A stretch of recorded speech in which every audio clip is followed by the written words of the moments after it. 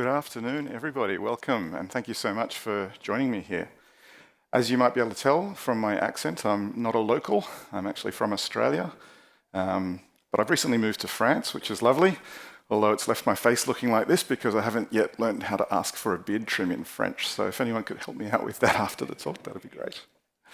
One of the things I'm excited about today is this is quite a unique talk for this conference. It's one of about 5 talks that is not about AI. So let's see how we go with that. We're here to talk about test-driven development and domain-driven design, 2 topics I really love. So just a little bit about myself. I was formerly a CTO in Australia, co-founded 2 startups there, and these days I work as a coach and advisor to startups, but also software teams around quality and architecture and design. Because one of the things that I think working in that startup space helped me with is really finding my passion in empowering the technology teams to have a meaningful impact on business success. And I found these 2 practices, test-driven development and domain-driven design, to be quite relevant in that goal. So today we're going to do some live coding, well, sort of live coding. I've got it all pre-prepared in a Git repository, and I'm going to be stepping through the code as we go so that we can build up a pretty meaningful system, but also I can show you the flow of how this system evolves as you are using these practices. So let's get right into it. We're going to be building a system today that is involved in a pretty standard domain, student registration at a university. Who's familiar with a diagram like this? Seen something like this before? You might call it a domain model. You might call it an entity relationship diagram. We've got students, they enroll in courses. Courses are assigned to rooms. And that's actually the main constraint that we're going to be focused on today, is that rooms have a capacity.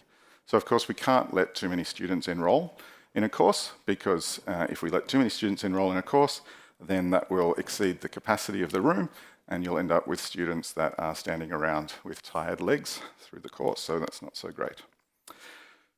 The inspiration for this talk came from a conference talk I gave about domain-driven design, where someone said, it's a really interesting idea, Chris, for really complex domains and big, large systems, but what if you're starting out building a system, you think it's going to be pretty simple and straightforward?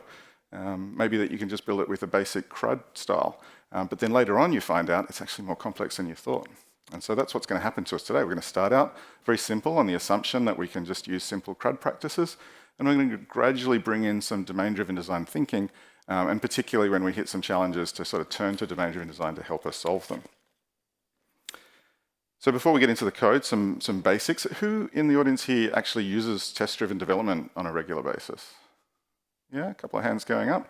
For those of you who are not familiar with it, it's a pretty straightforward practice. We start with writing a test first. This is actually kind of fundamental to the technique, is that we write our test first so that we see it go red, and then we make the test pass in a very simple way. We try and make it pass as simply as possible. And then we take the opportunity to do some refactoring. And by iterating this cycle over and over, we gradually build up the application. So now we're going to get into the code. Before we do, though, also I'm curious, who practices domain-driven design in their workplaces? Slightly less hands. Okay, cool. So this is a beginner's talk. So if you're kind of curious about these 2 topics, hopefully this gives you some insight into what they're about. Okay, so let me go this way. So code. So how is that from a size perspective? Can the people at the back see okay? Should I zoom in a bit more? That's some thumbs up, I think I can see. Yep, cool. Just let me know, seeing out, if it becomes too hard and we can zoom in. So we are at the very start of our application. We've got no tests and no code. Literally just a Spring Boot initializer, setting up a really basic application here. So what we're going to be doing is we're going to be running a script that's going to step us through each of the Git commits, and I'll sort of show you what happens. So the very first thing we do is test-driven development. We write a test. So our very first test I've written here, given I'm a student, when I register, it should register a new student. We're literally just doing a post to the student's path, and we're expecting it to register the student, which we're encoding as an expectation of a created response, so 201 HTTP status code. When we run this test now, as you'd expect, it's going to fail because we haven't actually implemented a controller or anything yet. So let's go ahead and implement that so that we can move into the green phase. And now we have our student controller. And this is what I mean when I say implement the simplest way that you can make the test pass. The test is asserting nothing more than we get a created response So that's all that the controller is giving us. We're not looking at the payload, we're not looking at headers or anything like that.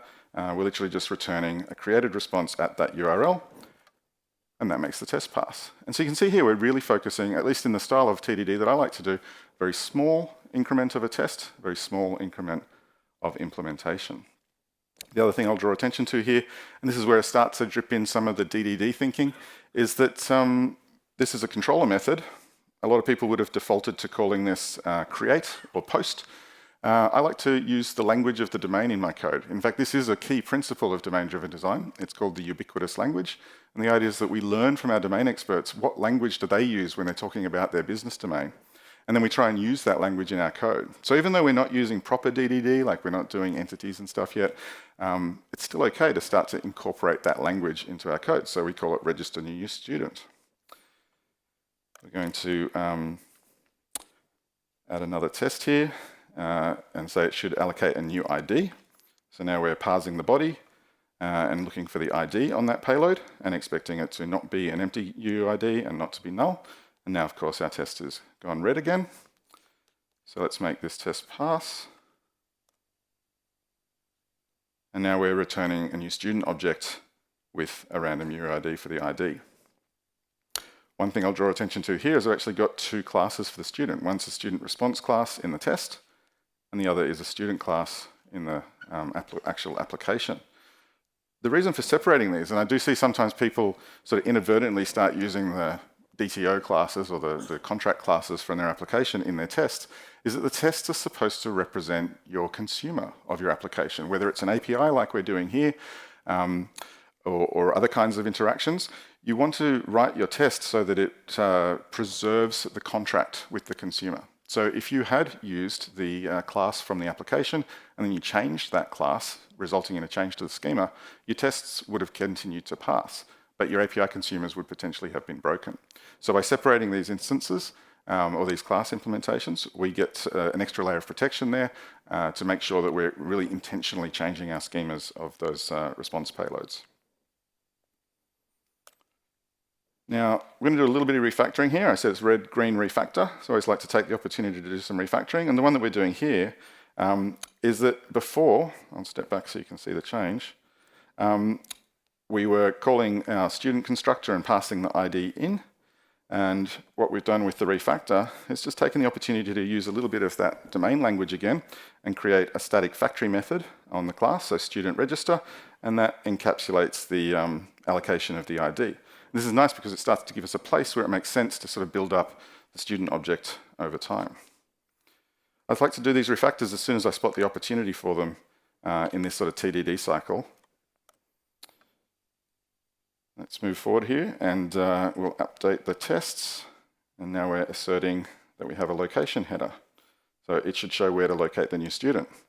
So we're asserting that the location header has the students and the new student ID in it. Now, of course, this is failing because our controller was not yet setting the header. So let's move forward, and now we're sort of building up the URL where the application will be able to find the student after retrieving the location header, and now we're returning that in the created response with the new student location, and now our tests are passing. I'm not going to spend the whole hour sort of doing these incremental little tests, but I did want to start in this way to give you all a sense of just really how small these sort of increments can be. It's an interesting thing. When we talk about TDD, a lot of people jump to the concept of unit tests. Who can tell me what actually is a unit in that phrase, unit tests? I know it's a big audience, but if anyone can sing out. The smallest unit of your software? Yeah, that's an interesting answer. So is that a method? Is it a function? Is it a class? Is it a package? It depends. You're an architect, right? So I like to think of a unit in TDD as actually not anything to do with the structure of the application, but as a unit of behavior. And so that's why as I add these little incremental slices to the test, I'm actually adding a unit of behavior to the test, the assertion, and then a unit of behavior to the application. And so this explains another thing that I often get questions about with this style is, hang on, you've only got one test method and you've got all these different assertions in it. Doesn't that break the sort of test should have one reason to fail phenomenon? And look, that's definitely true, and under different circumstances I might make different trade-offs. But in this case, the reason I do it in this practice is because when we're testing an API in this way, there's a little bit of overhead to sort of setting up each test. And so having those assertions bundled there gives you the opportunity to make the most of that overhead and sort of speeds up the tests a little bit.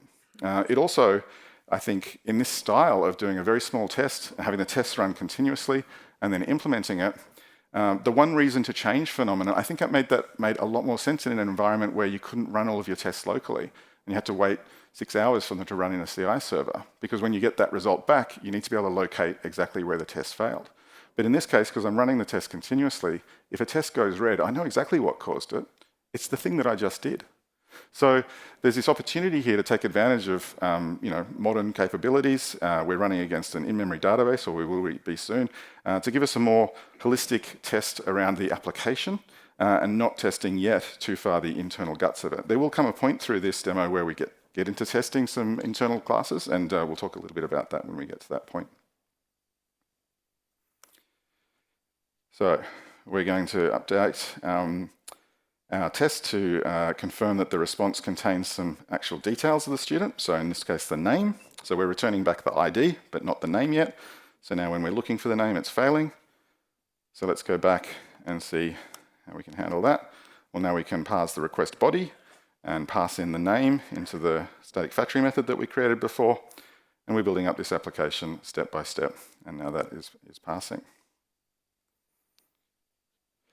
Next thing I'm going to do actually is a little bit of a side tangent, but because this concept of the language, like the business language and embedding it into your code is so important in domain-driven design, I've actually been working on a tool to help with that. It's called Contextive, and it lets you build a glossary in a YAML file in your repository. So in this case, I've added the words student and register. With the Contextive extension installed into your IDE, whether it's IntelliJ or VS Code at the moment, it means you can sort of hover over these terms and you get like a domain definition of that terminology. Some people say, well, what's the difference between that and say a Java.comment? Java.comments are more for the actual code. Therefore, how does this class work? How do you use the class? Whereas this is really focused on the domain language and how do your business experts talk about the words that they use in their business domain. So you can hover over it in a YAML file, but also you'll see it's here if we hover over this. And because it's just looking for the text that represents that business term, it matches the word register and student, and we get the definitions of both of them, which is quite cool. Just recently, I've actually also added a browser extension, which allows you to sort of hook into the same concept.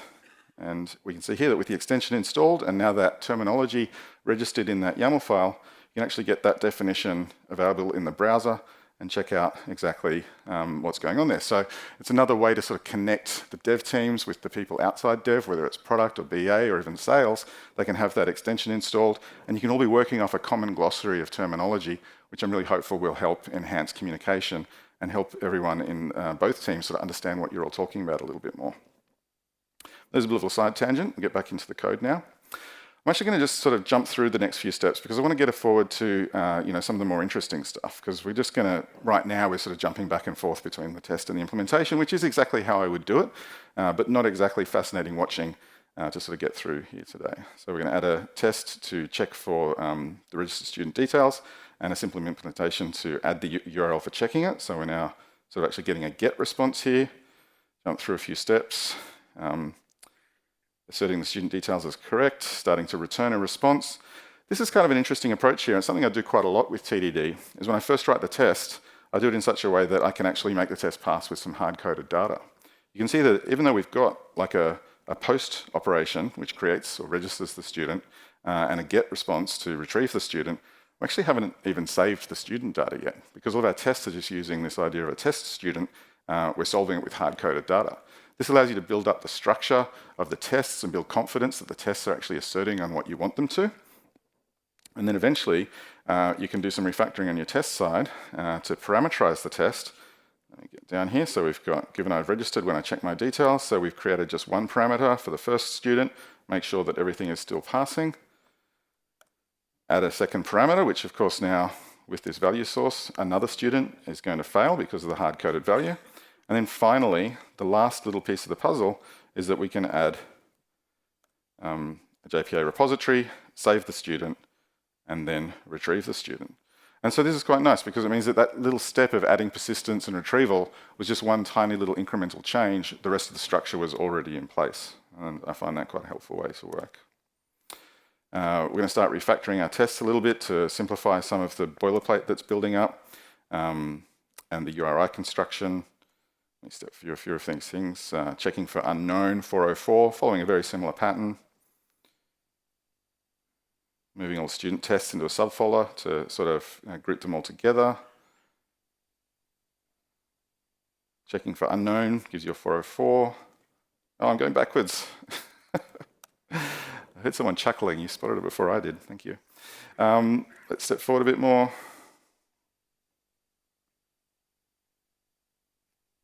Now we're going to start setting up a room, which again, I'm going to jump through this because it follows a very similar pattern. Main difference is that when you're setting up the room, you also specify capacity, but that's not so interesting a difference in terms of the pattern of implementation. Adding a new ID, refactoring the static factory method, getting the room, inserting the location header, asserting the details are confirmed. As you can see, a very similar pattern. I'm going to jump through to setting up the course, which is where we get to something a little bit more interesting because we have to actually link that course to a room when we're setting it up. So now we've started to add a course.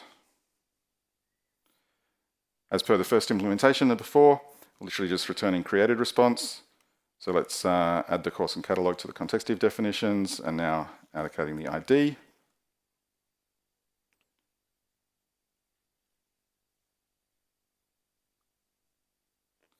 One of the things that's interesting about this style of doing very small tests, very small implementation, and I'm kind of fast forwarding through a few of these things here, is that it often makes me feel a little bit like I'm walking on a tightrope.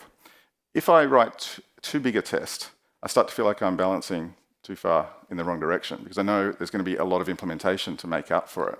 But similarly, if I start building too much on the implementation side, I feel like I'm wobbling too far in the other direction. So what I really try and focus on when I'm doing these small tests is just that sensation, that experience as you're doing it, of just swaying very gently side to side. Little test, little implementation, and back and forth. And it just keeps me confident the whole way through that everything's working well. And of course, filtering in a little bit of refactoring as we go. On the refactoring point, I had a very interesting experience a little while ago with my daughter. She was 5 at the time. And we were really struggling to get her to keep her play area tidy. There was just toys everywhere, little bits of plastic and metal and all of the junk. If you're a parent, I'm sure you've seen the same kind of thing. And she never wanted to tidy it. And so one day we just really sat down, we buckled down, we got her through it, weeping, wailing, gnashing of teeth, all the rest of it. We got to the end of the day, finally the area was cleaned up. And she said something to me very profound. She said, "Daddy, next time I'm going to clean it up when it's just a little bit messy, because cleaning it up when it's really messy is just way too hard."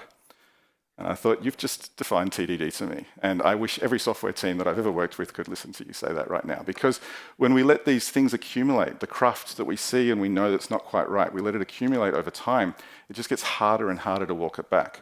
But if you take these opportunities, and because you've just written the code and you've just written the test, it's fresh in your mind, you can do the refactoring at the time and keeping your code neat and tidy as you go. Since I adopted this style, I've never looked back. It just feels so much better. And a lot of people say, well, we've got to move quickly. We don't have time to write the tests. And I do make this assertion that if you do it in this way, and you keep the code clean and tidy, and you refactor as you go, then you will make up that time in spades compared to what happens if you don't write the tests and you don't do the refactoring, and you start dealing with that cruft and accumulation of structural problems that you've let accumulate over time. This really does make a difference. Okay, so we're setting up a course, as I said. Adding tests for checking them, saving and retrieving courses. You see here we've used the language include the course in the catalog rather than just a post. Similar sort of pattern before, is using that DDD ubiquitous language. And now we're starting to specify the room. So we've edited it so when we include the course in the catalog, we give it a name and also a room ID. But at the moment we don't check that that room exists. So let's add a test for when the room ID is not specified. If I go down to the tests here. You see the tests have been building up as we've been fast forwarding, but given I've not set up a room when I include a course in the catalog, I should expect a 4xx response, but that is not going to happen. So I'm going to get a failure because it's actually giving me a 200 response because the course controller is literally just including it no matter what room ID I give it. So now we actually have to do a check to say, let's check, is the room ID specified on the thing? So a little bit of input validation. So that's just checking, is it actually a provided ID? Then we do a bit of refactoring to use Spring Boot validation. And let's move forwards and start testing for an unknown student room ID.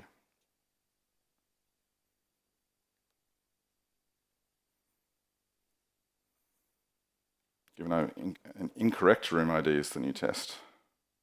An incorrect room ID when I include the new course, so it should fail. I'll go back to the course controller. And now we're going to actually go and check for that room in the room repository. And so now we can say, well, if the room doesn't exist, then we should have a bad request because the room ID is in the payload, not in the URL. One thing I've done here is a little bit of refactoring, which sometimes is a bit controversial for people. Let's go backwards again so you can see it more closely. In this case, we're retrieving the room from the room repository and then immediately or else throwing. Now the thing here is it's starting to encapsulate some business logic in the controller layer. One of the things that I'm going for here, you might sort of notice I've got packages set up by domain concept. This is what's called the vertical slice architecture. Who's more familiar with the ports and adapter pattern or hexagonal architecture, where you've got like a folder for your controllers, folder for your entities, folder for your persistence? Look, that technique works fine. I don't have a problem with it.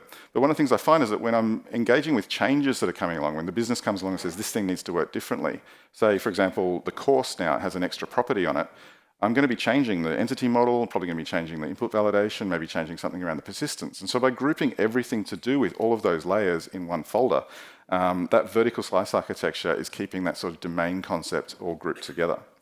I'm still following ports and adapter or hexagonal architecture sort of within the folder. We've separated the controller from the domain model. But at this point, because we're just doing basic CRUD operations, I haven't separated out a service layer. So some people say to me, why isn't there like a course service or a student service? Honestly, I think it's overhead for this kind of simple CRUD application. Maybe as things get a little bit more complex and we've got some more complex workflows, we might find some value in introducing that layer. But by writing the tests at the API, I'm basically giving myself maximum refactorability within the application. Sometimes people have tried TDD and they say to me, oh, I kind of liked it, but I got stuck a lot. Every time something changed, I had to go and rewrite all my tests. And the problem there is that you've written your tests coupled too tightly to the implementation details. So you've actually made it very hard for you to refactor the application, and those tests have become a disincentive to refactoring. By keeping the tests at the contract layer, so what your consumers expect, you're appropriately protecting the behavior in the way that you've promised outside consumers it's going to behave, but giving yourself sort of maximum opportunity to shuffle things around inside the application as you discover new ways of doing it.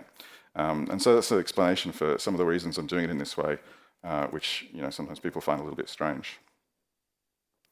So in this case, though, now I've moved that room and I'm passing in the optional room into the include in catalog method so that I can actually check using a map operation that it's going to return back an optional to the controller as well. And this means now that we can throw the response status exception here, which means we've now got a place where we can put all of the business rules without having to check them all in this controller level, which is a little bit in that sort of ports and adapter style, keeping the controller focused on mapping the business rules to the technical concerns, the HTTP status codes and so on, and keeping the business rules down in that domain model where they're sort of encapsulated and agnostic to any technical concerns of how it's represented. We can move forward, testing unknown courses and so on, and responding when the 404 when the course ID is not found. So now we've done the basics. If you remember that domain model, we had students, courses, and rooms. We've built up an application in that sort of TikTok TDD style, where we now have something we can register students, we can set up rooms, we can include courses in catalogs and link them to rooms. And now we've got the basics ready to go for the actual operation we care about, which is student enrollment. So we're going to start testing the enrollment process. You can see here we've added an enrolling operation, enrolling tests. And look, I'm not going to stress too much about this. We'll zip through a few of these because it's kind of following the same pattern, tick-tock back and forth. adding tests to confirm that there's a successful enrolment, testing for the 404 response, etc. Moving forward, testing the ID, passing the student ID in. We're going to end up building something quite similar to what we had before in the enrolling controller to make sure that we are looking for, does the student exist? Here we go, student repository, find by ID, does the student exist? And then checking for the course ID as well. And then checking for the location header, checking the enrolments. Now, this is the very first time we get to sort of actually quite an interesting domain rule. Everything else has been CRUD up to this point. Remember I said that the premise here is that we're doing something where we thought it was going to be quite simple. And now we've got a test where we're going to be asserting that, that I'm going to fail my enrolment if the course is full. So let's check that test out. Given the course I want is full, when I enroll in a course, it should not enroll me. So there's quite a bit of setup here. We've got to set up our room with a capacity of 3, include our course in the catalog, register 3 students, and then register our 4th student and assert that the registration of that 4th student fails. Now, of course, it doesn't fail yet because we're not doing any kind of check in the enrolling controller. So let's take a look at that. As always with TDD, we'll start with a very naive implementation. We're just going to get a count of the number of enrolments. We'll do num enrolments plus 1, greater than the capacity, then respond with a bad request. And that's great. That makes our test go green. There's an opportunity to refactor here. We're going to switch the way that we do the count operation. We're going to collapse some of those operations onto the room repository so that we're not doing so many database interactions. Simplify the count operation to use a derived query count there, count by course ID.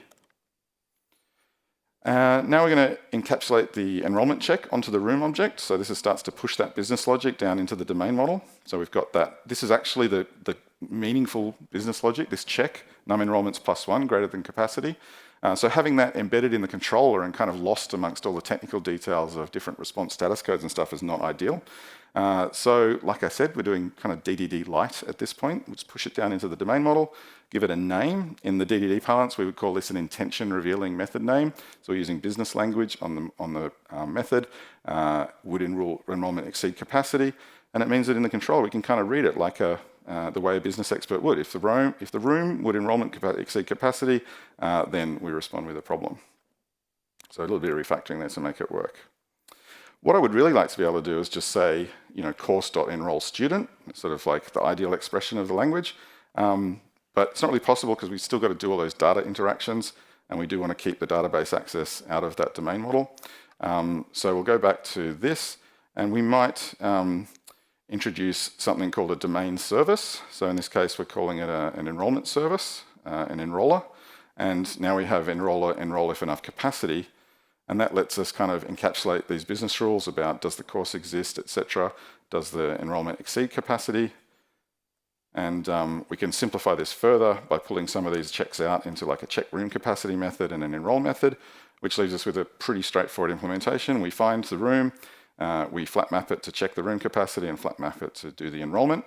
And then this kind of operation just passes through the optional nuns if they don't exist, which then allows us to just have a simple response status exception at the top when we catch the or else throw, which keeps that sort of domain logic separated from the technical details of the HTTP controller. Now, this is all going really well. We're pretty proud of ourselves. We've built this enrollment system. We go live with it. And our customers are initially quite happy. And then they come to us and say, there's a bit of a problem. This is not working the way we expected it would. In fact, we had a course last week where there were 21 students in the room, but we only had 20 chairs. What's going on? And you say, but that can't be possible. I did TDD. I wrote all the tests. I've got a test that checks that the 21st student cannot enroll. This can't be happening. Who can tell me why they think that maybe this is allowed to happen in this system right now? Race condition, yes, I heard the whisper of that over there. So if you're not familiar with what that is, a race condition, 2 things happening at once. So these lucky last 2 students, they both tried to register at once. They both hit the system. Both of them loaded the room configuration from the database at the same time. So we're checking the room capacity. We're getting the capacity. Both of them came back with, well, we've got 19 enrolments at this time. They both do the same check, thumbs up, 19 plus 1 doesn't exceed the capacity, and both of their enrolments get persisted. So that's a classic example of a race condition where we've got two things happening at once and it causes a problem for the business. So what would you guys do if you hit this situation in the real world? How would you prevent the 21st student from enrolling? What's that, sorry? Compare and swap, yeah, so you can do some sort of smarts looking in the database after you've committed it. Is this what you're referring to? Did someone say transactions? Yeah, pessimistic lock, so you could lock the database transaction and block the second operation at the database level. You can also do optimistic locking, where you're sort of checking version codes and things like this. Because I'm doing TDD, the very first thing I'm going to do is actually write a test to confirm that I have this. So we'll add a concurrency test that says, yes, we do have a problem. So given that a course I want is full when I enroll in a course concurrently. So a little trick that I'm doing here to sort of test the concurrency is using the completable futures feature. So I'm firing off an enroll and another enroll at the same time, getting back a completable future, and then I'm checking with a get the result of that. That allows those two API operations to happen concurrently, and hopefully now I'll see the test fail. But actually, as it turns out, I haven't seen the test fail. Because that's the thing about race conditions, they're not predictable. They don't happen every single time. It really depends on really subtle differences in timing. So there's actually quite a nice feature in IntelliJ called, where you can set it up to test until failure. If we have a look at the configuration here, test until failure, it actually will repeat the tests until there's a failure. So if you do have a race condition, I recommend the test until failure, where we will see here eventually this enrolling test does actually fail. And we'll see here that if I expand this out, 35 tests passed. Now I only got 21 tests at the moment, so that 35 is saying it actually took a second run at it before it had a failure. Sometimes if I rerun this, it'll actually have 3 goes before it fails. But the nice thing is that if you've got a race condition and you do test until fail, you'll almost inevitably eventually reach the situation where you do get that failure. And it gives you confidence when you go and solve the race condition that things are actually resolved. But luckily in this case, before we dive in and start building a lot of complex technical infrastructure to do a pessimistic, optimistic lock or anything else, we do start to remember that actually maybe this is starting to get to the point where we do need DDD. Remember I said at the start we thought we wouldn't need it? Maybe now DDD could actually help us. So let me go back to our slides. One of the things we're going to do now is, because we've realized maybe did we not really understand the requirements properly, one of the techniques from DDD that I like to use is called event storming. Has anyone done event storming in their businesses? A couple of hands going up. So the way to read this is that this is an event storm map. The way it gets created is that you get a bunch of people in a room, domain experts, technical people. I love to get salespeople, support people, people from all over the business that kind of know what's happening in the day-to-day operations of your company. Get them all together and ask them to prepare this map collaboratively. Now, the process of actually producing it is quite chaotic. Lots of people throwing orange sticky notes up on the walls, and then there's a process where you kind of filter it down and get it cleaned up, and eventually you arrive at something that helps you understand what it is that people are actually expecting. And the nice thing about this, compared to, say, this old school domain model, is that this is a static representation. This doesn't tell me anything about how things change over time or what the business process flow looks like. It just gives me a student, a course, and a room.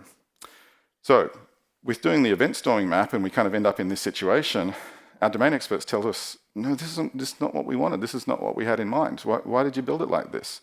And of course, we go back to this and we say, well, we showed you this diagram. We told you what we were going to build. And of course, they say, well, is that what that means? Sorry, we had no idea what you were talking about. So the nice thing about this is that they can kind of follow along. We're using domain language. It goes from left to right, represents the business process. And the thing that they explain to us is that they never really wanted to have to tell us what room a course was in when setting it up. That was an assumption that we made, and then they kind of just assumed that it had to be that way for technical reasons. But when you go through this event storm map, what they sort of explain is what we'd really like to be able to do is include the courses in the catalog, let the students register, and then work out what courses are most popular. Because why would you want to have pre-allocated courses to rooms when you don't know how many students you're going to get? You know, maybe a couple of years ago, introduction to computer science was really popular, and now everyone's assuming that agents are going to write all the code, so nobody's signing up for that anymore. And now everyone's signing up for sort of ancient history, but they've got them in the wrong classes. And so you're going to end up with one course with 100 people registered but was allocated to a 20-person room, and another course with 5 people registered that was allocated to a 100-person room. And it just doesn't make sense. From the business perspective, that's not at all what they wanted. And we kind of made that assumption because as technical people, we dive straight into a data model, a domain model that we think of in terms of database tables and entities, and we weren't thinking about the flow through the process. And so this event storm helps bring that to light. And then you sort of realize, actually, well, you don't even really need to set up the rooms right at the start at all. You could move that later in the process and do that in parallel as you start to see which courses are more popular. And then we can build a scheduling algorithm that will still enforce this constraint. So the interesting thing here is that this constraint that you can't overfill the room, it's still a real constraint. Like, we're still going to be enforcing that constraint. The question is when. In the first concept, we were enforcing the constraint at the time of student enrollment, and now we understand we can actually enforce the constraint later. With a smarter application that's going to actually lead to a better business outcome, more students registering, and more satisfied students, and even better, a simpler system for us. We don't have to worry as much about these technical details. I got some interesting feedback after giving this talk recently, where someone got quite frustrated that I used this technique to dodge the hard work of solving a race condition. I have to say, I'm sorry, but I think you might have missed the point. It's not that I can't solve a race condition. I can absolutely, and have done that in the past. But why would I if actually it's a better business outcome to not even have a race condition at all? So let's go back to our code. The next thing we're going to do is actually unwind a few things because we don't need some of the things that we did. So we're going to remove that concurrency test. We don't need it anymore because we're not expecting to have the concurrency. And we're going to start removing some functionality, like the things checking the enrollment capacity and so on. There's an interesting step here, which is that when you do TDD and you're removing functionality, it turns out that rather than changing the test first, you should actually change the application. Because the key thing there with TDD, even though we often say it's write the test, write the code, refactor, it's actually more important that it goes red and then green. And so in this case, when you're removing functionality, the way to make it go red is to remove the functionality, let the test go red, then you're confident that you've removed the correct functionality and you haven't left it littered around in the code, and then you can remove the test. So now we can remove the test for blocking the enrollment if the capacity is exceeded.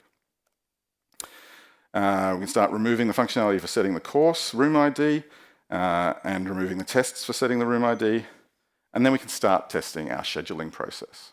Now the first couple of steps here are going to be quite similar to what we did before, so I'll just step through them. But now we're going to get to a point pretty soon where we're going to have an interesting conversation about what level we write our tests at. So we'll add a controller for the scheduling, we'll add a test for the contents of the schedule response, but just like before, I'm going to do it with a hard-coded response. Literally just going to pull out all of the courses and all the rooms, and just return that schedule, set the scheduled courses in the response. I'm not going to do any smarts or any algorithm or any kind of intentional allocation of rooms to courses, because right now I'm not ready to write the tests around that sort of more complex business rule. But what this does give me is confidence of the schema and confidence of the external operation that is going to need to be performed. But now it's time to actually start to write a thing called a scheduler. This is the domain service, so it's something that's actually going to encapsulate some business logic. And I'm going to start writing some tests that actually directly interact with this class. Now, I know I made these comments before that I quite like testing at the API level because it gives me maximum refactorability. And to a certain extent, in writing this test, given a single course and a single room, when scheduling, it should allocate the courses to the rooms. I've had to make a difficult choice, and there's a trade-off here. Because as much as it's nice to increase your refactorability, at some point you have to acknowledge that constructing the whole test scenario at the API is quite cumbersome, so that makes it harder to write the tests, and it does make it a lot slower to run the tests, particularly when you've got lots more scenarios that you need to check. So we're going to have a lot of scenarios here. What if there's different combinations of rooms available and course configurations or numbers of enrollments and sorting and sequencing, all that sort of stuff. So now it actually makes sense to dip down a level and start writing what some people would call unit tests. To me, these have all been unit tests, they're units of behavior, but now I'm asserting that unit of behavior at a more fine-grained level. So what's the trade-off here? Well, if it turns out later I don't want to use a scheduler class, I want to split it into multiple classes, I'm going to have to throw away those tests and rewrite them. But the advantage now is that I've got tests that will run more quickly and are easier to set up, because now I can just construct this object course enrollments, which gives me the course and the enrollment count, and I haven't had to go through the rigmarole of actually registering a whole bunch of students to create that. So I'm kind of inserting myself into the process, constructing the input data that I want for this class, for this scheduling process, and passing it straight in. And I think this is a little bit more what people are familiar with when you talk about unit tests, just unit testing a single class. But I really want to make this point that this is not what I default to. This is a trade-off that I've made, acknowledging the consequences, the reduced refactorability of the application, but for the benefit of easier test setup and faster running tests. Nothing is a free lunch. You give something, you lose something. But now we can start to write a little bit more test cases. So we've got single course, single room. We can go 2 courses, 2 rooms. Now that's going to fail because our very first implementation was quite naive and was just sort of effectively zipping them up. But now we can do an implementation that's a little bit more comprehensive. We're going to start sorting the courses and sort the available rooms, and now sort of zip them up based on the sort sequence. Extract some methods out. I love these intention revealing names that sort of wrap the individual bits of logic. So we're looking for the smallest available room, and we want to assign the courses to the rooms. So the scheduler, much simpler now. We're retrieving the courses by most popular, retrieving the rooms by smallest. We're assigning the courses of the room by using the stream functionality and mapping assign course to room for each course. And then for each course, we're getting the course, getting the next available room by size, removing that from the available rooms, and returning the course that has been allocated to that room. And now, test should be passing.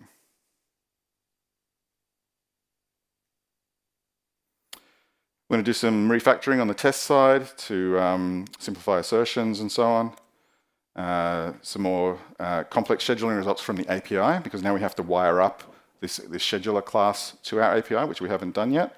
So if we go back to the scheduler controller, we've still got that really naive implementation, but we've got a test now that does check that the results of that scheduler algorithm are coming out of the API. And now we can implement this much more simply. We get the rooms, we get the enrollments, we pass them into the scheduler and return the response. And everything's going to be working quite nicely now. The very last thing that we're going to do here, which is something that, if you are familiar with DDD will be, not too much of a surprise, is that as we were building this up, we were treating these entities as just very simple bags of properties. But the very last thing we've done is we've made all the setters private, which is kind of a hallmark of a well-written DDD application, because what you're saying is that the state of these entities is protected by the entity itself, and so all of our state modifications are being done with these sort of methods, like assign to. We're not calling the setter directly, we're doing a domain operation on the entity, and that's starting to bring a little bit more, like I said, DDD thinking into the application. So that brings me to the end of the demo here today. Just to recap, we started out with very lightweight incremental TDD, small test, small implementation. We built up a really simple CRUD application with 3 endpoints so that students could register. We discovered we had a race condition, and rather than diving into a technical solution, we actually stepped back and used DDD to help us find a better business solution, something that was easier to implement and actually led to a better business outcome. I'm going to go back to the slides here. If you'd like to check out this code, you can grab the GitHub repository from this QR code, and it'll allow you to sort of step through each incremental step and check it all out. Give a few people a moment to grab the QR code there. If you're interested in that contextive tool to help you document your business terminology and use that in your IDEs and the browser, QR code here will take you through to that. And if you'd like to chat with me later, I'll be hanging around outside, happy to chat about any of these topics, but if you want to connect on any of the socials, here's my details, and yeah, very happy to speak. Thanks once again for having me today. Hope you enjoy the rest of the conference. Cheers.